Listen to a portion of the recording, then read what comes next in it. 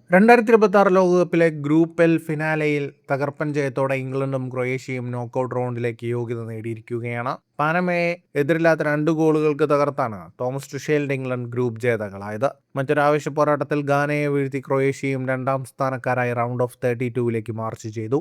ഗാനയ്ക്കെതിരായുള്ള സമനിലയ്ക്ക് ശേഷം ടീമിൽ 5 മാറ്റങ്ങളുമായാണ് ഇംഗ്ലണ്ട് പരിശീലകൻ തോമസ് ടുഷേൽ പനാമയ്ക്കെതിരെ തന്ത്രങ്ങൾ മെനഞ്ഞത്. ആദ്യ പകുതിയിൽ പനാമയുടെ പ്രതിരോധം ഇംഗ്ലണ്ടിനെ ഗോൾ നേടുന്നതിൽ നിന്നും തടഞ്ഞു നിർത്തി. എന്നാൽ സെക്കൻഡ് ഹാഫിൽ 62ാം മിനിറ്റിൽ സസ്പെൻസ് പൊളിഞ്ഞു.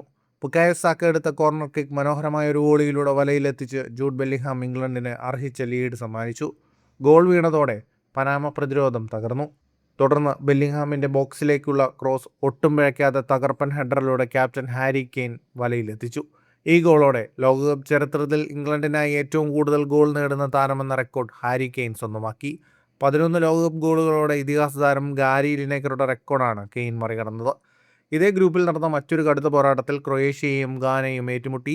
1-2 ഗോളുകൾക്കായിരുന്നു ക്രൊയേഷ്യയുടെ വിജയം. മത്സരത്തിന്റെ 31ാം മിനിറ്റിൽ 30 വാര അകലെ നിന്നും പെദർ സുസിച്ച് തൊടുത്ത ഒരു മാരക ലോങ് റേഞ്ചർ ഷോട്ടിലൂടെ ക്രൊയേഷ്യയാണ് ആദ്യം മുന്നിലെത്തിയത്. എന്നാൽ 2ാം പകുതിയിൽ ശക്തമായി തിരിച്ചടിച്ച ഗാന 73ാം മിനിറ്റിൽ ഡെറിക് ലൂക്കാസനിലൂടെ സമനില പിടിച്ചു. കളി സമനിലയിലേക്ക് നീങ്ങുമെന്ന് കരുതിയ നിമിഷത്തിലാണ് 83ാം മിനിറ്റിൽ മോഡ്രിച്ച് എടുത്ത മനോഹരമായ കോർണർ കിക്ക് നിക്കോള വ്ലാസിച്ച് ഹെഡറിലൂടെ വലയിലെത്തിച്ച് ക്രൊയേഷ്യൻ വിജയവും 2ാം സ്ഥാനവും ഉറപ്പിച്ചത്. ഫുട്ബോൾ ലോകത്തെ കൂടുതൽ വാർത്തകൾക്കും വിശേഷങ്ങൾക്കുമായി സ്പോർട്സ് കഫേ സബ്സ്ക്രൈബ് ചെയ്യുക.